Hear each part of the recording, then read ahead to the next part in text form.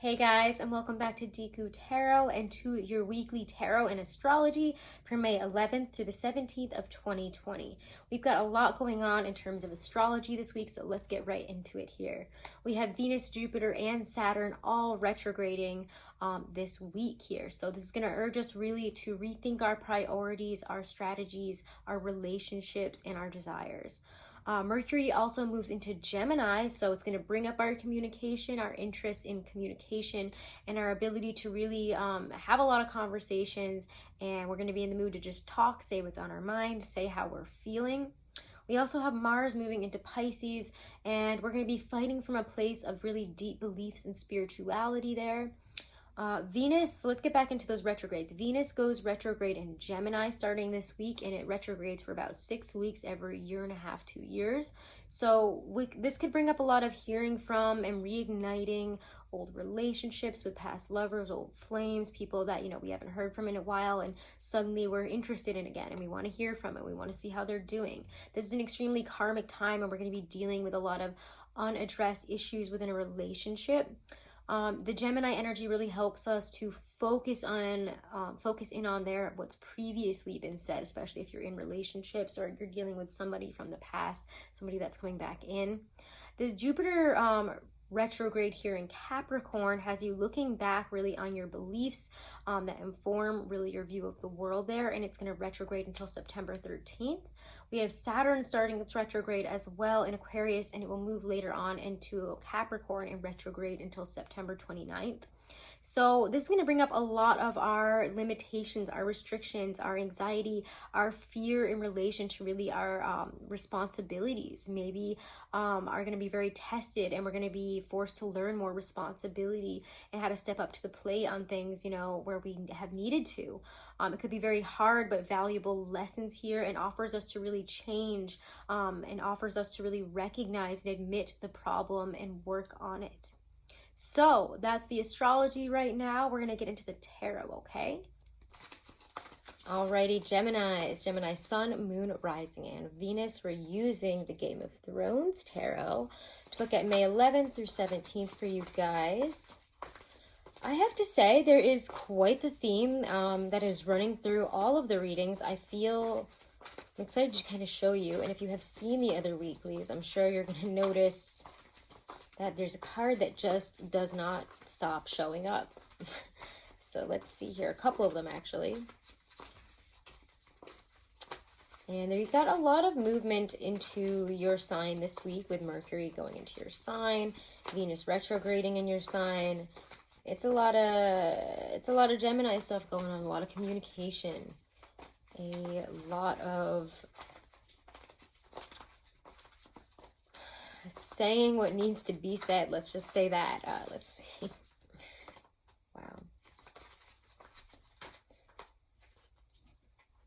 Wow. One more here. Yeah. I just want to actually start out with that. Your card of advice here is Eight of Spears. So if you got to say something, say it. If you want to communicate about something, communicate. If you want to do something, go somewhere. Or start, making things happen in terms of getting to you towards whatever your goal is right now. It's time to start taking action, speaking about it, communicating about it. Communication is the key this week for you guys, and it is your advice, and I think you'll be fine with that. Your theme is, how do we even say this? It's the Tower and the Ten of Cups, and that is a very, oh my gosh, it's a very intense combination, if anything.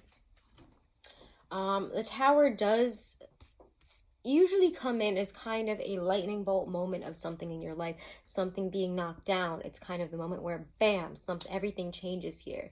And maybe we felt that change has been coming for a while, but the Tower shows up as something very much out of our control, but actually is bringing in a lot of emotional satisfaction, fulfillment, and happiness. Maybe in our family life, maybe in our, oh my gosh, it's really weird. If you're trying for a child, this might be the week. I don't know if that resonates with any of you, but if you are, I don't know, that just really came in. I don't know, it came in as a really powerful download, is that some of you might be finding out that you're pregnant or going to be a dad this week or something. So if you don't have that in your plans, watch out. Isolation has made all of us a little bit crazy, I think. The isolation babies. Anyways, let's get off that topic there. But the Tower and the Ten of Cups, it shows a very shocking moment that when the Tower shows up, you know, something that we have built up, something that we have been living in, a lifestyle, a way of doing things, a mindset, a situation that we've built up to a certain level of, you know, stability comes crashing down. And there's not much you can do when the Tower comes down. It's unforeseen catastrophe, an unforeseen event that, you know, changes your lifestyle, maybe even your way of thinking, but is actually bringing you to a more lovable place. So if you have a really big fight maybe this week or something, your relationship will definitely be stronger because of it. Your relationships with others will. Again, there's just some events here that might come as a real shock in the moment and kind of upsetting, scary, but then actually end up being very, very good. Five of Coins. This is the card that I have been seeing in literally every single reading this week here, so it's really interesting. Five of Coins reversed in that position has showed up in like 4 different decks now. It's crazy. The Five of Coins reversed here is what I always see as coming out of a period of isolation. I'm just going to hold it up right so you can see it. Five of Coins is it shows Arya here, and if you know Game of Thrones, you know she goes through her period, spoiler alert here, where she's blind and she has to learn to see and live without sight, to feel, to know, to be nameless, to be nobody, to be nothing, to have nothing, and just rely on begging from other people. She could just get her eyesight back, change her life, go back to the way it was, and they say that all the time, and she chooses this to strengthen herself, to go through this kind of cold walk in the snow, as the Five of Coins usually shows, a period of loneliness, isolation, and lack. We've been through maybe emotional lack, but we're coming out of it. We're feeling more emotionally charged, more harmonious, happy.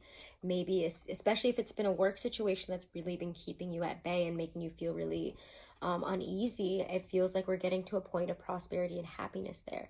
But regardless, emotionally, you're getting rid of this aspect of yourself that keeps you at bay from really and truly emotionally opening up and coming into communion with others, especially in your relationships. You're also leaving that lonely, sad, really negative aspect of yourself that keeps you down behind. You're like, no, I have so much to celebrate in the now. There's so many things to be happy about. Why was I ever in this position in the first place? Why did I feel that way? Let's celebrate. So there's a lot of peace and harmony coming in, and kind of a rejuvenation of spirit. I mean, look at how opposite these are. This is all stone and darkness, and then this is all flowers, light, happiness, beautiful gardens. So, you know, it feels like they're celebrating something, and it's gorgeous. So there's a lot to be happy about here, and there's a real change in how you're feeling and in your emotional self. Career, let's talk about career. Career is looking weird a little bit, I'll be honest. Three of Cups and Three of Swords. You might feel a little bit under attack or hear about, you know, somebody talking smack about you. You might be dealing with a third-party situation at work in terms of, you know, somebody, again, working behind your back, trying to mess things up for you. Let's look at how that turns out a little bit, because that's 2 threes. So again, it's definitely not, it feels like somebody working outside of you to mess things up for you, or feels like, you know, they're purposefully doing that. Let's see what the situation is here. In terms of career and finances, what is this? 3 of Cups, 3 of Swords. Let's clarify the situation this week.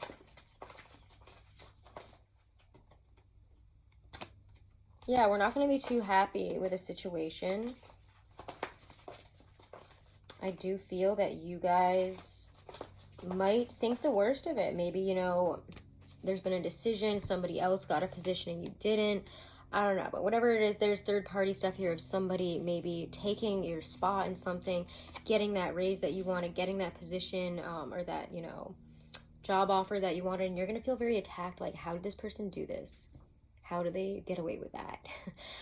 But 8 of Pentacles, 4 of Cups reverse, Justice. If you just keep on diligently doing your work, communicate, you know, just to me, again, the answer to everything this week is just keep doing it. Communicate. Say what needs to be said. Do what you got to do. And that gets you out of the 4 of Cups position. You're not going to sit there and bitch and moan about it, pardon my French, but you're going to get up and do something about it and say, you know, this person did wrong here. I don't think so. Or if you see a situation where somebody has been used at work, you're standing up and doing something about it. You're kind of like Justice this week. You're like, I got too much going on in my sign right now. I'm going to say whatever the hell I need to say. And I'm going to make sure that, you know, I'm sticking up for the right people. And maybe if you see someone, again, that feels like they're being wronged and they're not doing anything about it, you're going to be like, watch me do something about it. Let's talk about it. Let's do it. And also, you can't come at me about my work, because look at me. I'm doing amazing with my work, and I've actually done more than you. And I went the extra mile. It's like stuff like that is how I feel this week. So don't let people get under your skin, because you can slap them right back. Whatever the situation is, you will be doing that. Like, I don't even need to ask you to do it, because I think you're just going to do it. The Sun here and the Strength card are in your relationships. So there's a lot of strength. Again, the more you, again, put yourself out there, communicate in terms of what needs to be communicated. Turn the lights on about something maybe you've been hiding. There's a lot of strengthening within a relationship, happiness, success, and celebration. Really happy, good times here. And with the Sun and the Strength card together, it just feels like the entering of summer. Maybe, taking a picnic outside, things like that. But regardless, if you are single and maybe you have feelings for somebody that you haven't talked about, etc., there is, with courage and perseverance, there's getting there in a relationship. There's communicating about it and, having success because of it. The sun is now shining. Wow, I feel that way too. That kind of stuff. But there's, I don't know, there's just a real happiness this week. And it's like whatever obstacles you have been through, trials, tribulations, difficulties, you're really coming out the other side better, stronger, because you've seen what needs to be seen and you're doing the work that needs to be done. You're not, balking at it and saying, oh, especially with some of these retrograde energies, and, see the beginning part of the video to know more about that. Or even check out White Light Astrology, Gregory Scott. They have a lot of information about that too. But, you're not balking in the sense of, I need to change these things. I'm not going to get all freaked out because I've, done this or I haven't done this and I need to. I'm going to just do it. I'm just going to change. I'm going to step up to the plate. So let's pull some cards for you guys. Let's pull a Romance Angel.